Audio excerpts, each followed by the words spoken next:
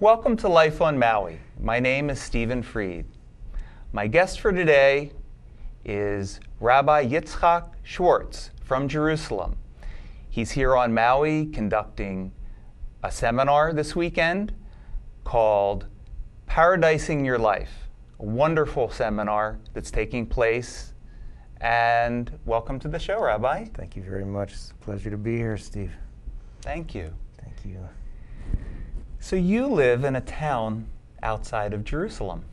Yeah, I live in a town. It's called Beitar Illit,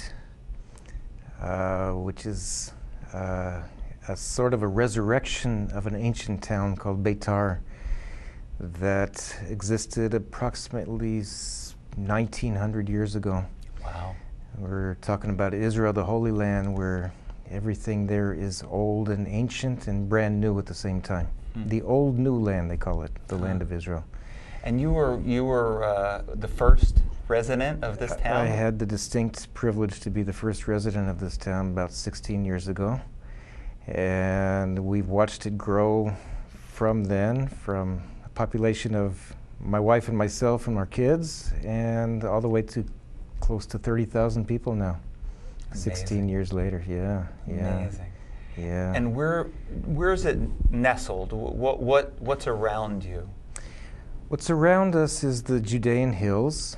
We're about 40 minutes by car south of Jerusalem. And what's around us is history. What's around us is biblical history. We just up the road we have in one direction we have what's called the Valley of the Ayalon, which is the valley where David and Goliath had their famous battle. And in the other direction is the cave of the patriarchs, the cave of Abraham, Isaac, and Jacob. In a third direction is the burial place of Rachel, famous Rachel, the wife of Jacob. And every direction we go, there's just history is just screaming out, and it's a very, very amazing place, very beautiful place also, the hills there, very idyllic scenery and idyllic place, the Judean hills there where we live. And you've been married for 21 years? For 21 years now, right. A rarity in today's world. Yeah, thank God. We're really, we're very fortunate to be so happy together, and I thank God every day for that and all the other blessings that. And you have 9 children. We have 9 children. And what's the range of age there? The range of age is from the age of 6 to all the way up to the age 20. Wow. When you take a picture, you can see it looks like a pyramid. All the kids lined up for the picture. Right. Amazing. So you practice Kabbalah. Right. What's the breakdown of the word, and what is Kabbalah? The breakdown of the word itself is like every other word in the Hebrew language, which the language itself is called the Holy Tongue, because the language is built on letters that were used to create the entire world, as the tradition goes. So every word, every concept has a root, has its root letters, which describe the essence of that concept. So Kabbalah's root letters are the letters Lekabel, which in English would be spelled Lekabel, Lekabel, which means to receive. So Kabbalah is the consciousness of being in a receptive mode, to pick up on nuances, to be able to receive all the very fine details of what's going on. Plus, it's also to receive a tradition. There's a long-standing tradition that goes all the way back to when the Jews received the Torah at Mount Sinai 3,500 years ago. There's a Kabbalistic tradition that goes all the way back to that, and there's a tradition that is a receiving that has been going on ever since, from master to their student throughout the generations. So it's also a receiving. It's also a type of what's called in Hebrew a masorah, which is a receiving from the rabbi to their student. Is there a lineage? Like, are you part of a lineage that you can actually trace back? There's a lineage, yeah. We have a lineage where people can trace back to who their masters were, and the masters of their masters, and the masters of their masters. People can take it back pretty far, actually. You know, I've heard of certain people that can take their lineage back to 200, 300, and many more years also, in that tradition. But that's all one understanding of the word Kabbalah. The other understanding comes from a similar root, which is makbil, which spelled in English is M-A-K-B-I-L, which means parallel. And the understanding there is that Kabbalah is the wisdom of parallelism or correspondences. That Kabbalah teaches a person that whatever they're doing or thinking or feeling, that doing and thinking and feeling is not just localized, but that has impact and effect in the upper world. That Kabbalah, we're always walking with two worlds at least at one time. We have the upper spiritual world that's walking together with our world, and the outer world also. So when I think a thought in Kabbalah, I'm activating not only my own thoughts, but I'm activating the thoughts in the upper worlds and the thoughts around the world also. The world of thought I'm activating also. So Kabbalah is a world of correspondences, where whatever I do, there are chain reactions. There's a quantum effect, basically, all over the world. Yeah. Well, not to take away from the specificity, if that's a word, of this, but I don't know if you've ever heard of the movie What the Bleep? I've heard of it, yeah. And it speaks of some of those same kinds of things. The same kinds of concepts. Yeah, so it's very universal. It's very universal, right. It's a very universal theme. Yeah. And how long have you been studying Kabbalah for? I've been at it for about 18 years now. Most of the time I've been studying, doing nothing but studying. And what does that mean, nothing but studying? Well, in my particular case, that means getting up for a midnight yeshiva, a midnight study hall, where we study from 12 o'clock midnight till the sunrise service, 7 a.m. in the morning, something like that. Patriarch, paradigm figure that comes to mind on Saturday night on Motzei Shabbat is King David. There's a lot we can say about King David. One thing we can say that's very, very powerful about King David is that every night he would have a harp right by his bedside,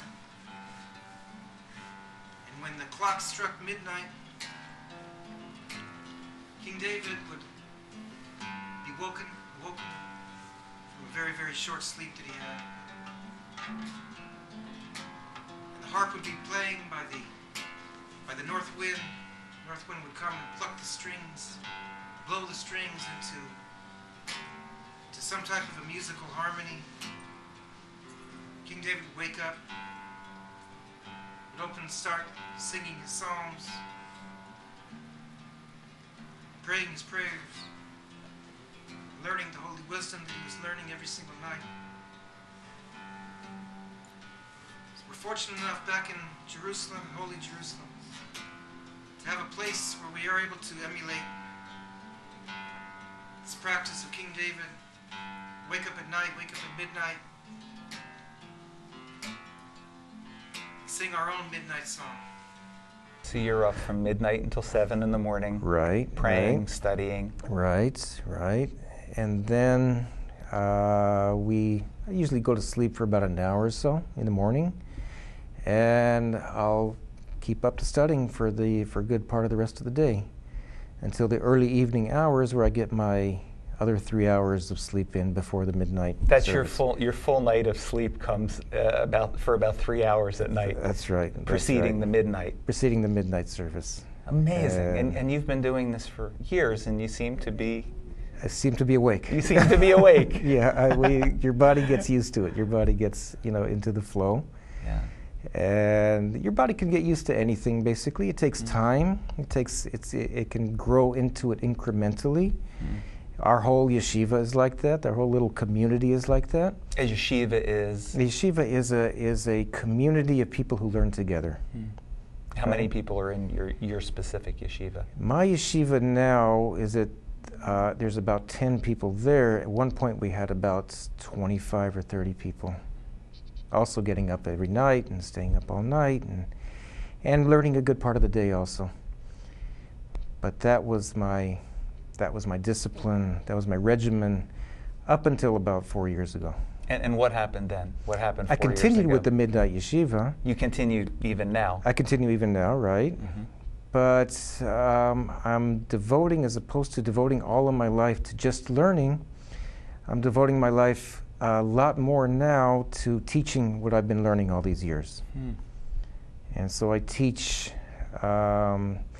What's happened in the last 3 or 4 years is that I began teaching it internationally. I began going around the world, not around the world per se, but mostly in America. This is the farthest I've been away from home, here in Hawaii.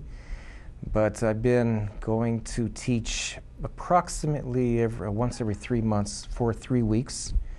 I teach different communities in the States, Cleveland, Ohio, and in southern Florida, Northern California, New York, El Paso, Texas, my hometown. I went to teach there about a year ago also. And Maui. So you're here this weekend. Right. You're teaching a seminar that you call Paradising Your Life. Right. What is that? The idea is that paradise is basically sourced in a Kabbalistic principle, the Kabbalistic principle of the first human being, Adam, the first human being who lived in the Garden of Eden, who lived in paradise. And not only did he live physically or geographically in this place called the Garden of Eden, but he lived conscientiously also. His consciousness was in the Garden of Eden. He was in a state of consciousness. And so Adam was basically a person who, before he fell away from his consciousness, before he ate from the tree of good and evil, or partook of the consciousness of a sort of a mixed, confused reality, before he fell from that, he was in paradise. And Kabbalah teaches that all of life since then is one big drive to get back to that state of paradise. So one of my motivations for calling what I do paradising is to try to get back that consciousness again, try to get back that idyllic Garden of Eden paradise consciousness. And so with the Kabbalah being the area of study that I've invested so much in, it sort of was a natural teacher to me how to collaborate, how to take that knowledge and that wisdom and teach that over to other people. Kabbalah has natural templates, natural ways of communicating a very, very deep and abstract textual knowledge into a very, very understandable, spiritual, user-friendly knowledge for the world to partake in. Wonderful. Well, you actually, you break it down into two different aspects, classic and creative. Right. Or popular and classic, or something like that. Right. Those two, the classical type of Kabbalah basically describes a textual-based Kabbalah. Textual meaning? Textual meaning the book, academic Kabbalah, which is in the books themselves, in the Kabbalistic books, which there are plenty of, and I spent most of my years in that discipline with the books themselves. classic Kabbalistic books, which go back 2,000 years and span that whole time. In those books themselves, they describe not only the language of Kabbalah, the basic system, but they also describe how to apply that system in terms of prayer, in terms of meditation, in terms of doing mitzvot, God's commandments, in terms of the day-to-day living regimen of any Jewish person. Kabbalah describes the inner meditative consciousness aspect of that in their classical textbooks also. Right. Again, I'm going to kind of branch off because what I see is that maybe when you get more into the popular aspect, the experiential, it seems like it has a more universal appeal. Right. Because you mentioned a few moments ago in a Jewish life, but we know Madonna's not Jewish. Right. Is one classic example of someone studying Kabbalah. Right. And so it seems to me that popular Kabbalah has reached out beyond the Jewish community. Right. And encompasses a very universal, experiential aspect. Right. And like we were saying, Kabbalah, that's a natural direction for Kabbalah to take. Kabbalah being, on the one hand, it's natural. On the other hand, there is a bit of a unique side to that. I mean, Kabbalah, on the one hand, has always been sort of a secretive wisdom. Right. It's been passed on only to the most exclusive and elite people, and was hushed up from the masses. Right. Only in the last generation or so has it been so widespread and given over to so many different people.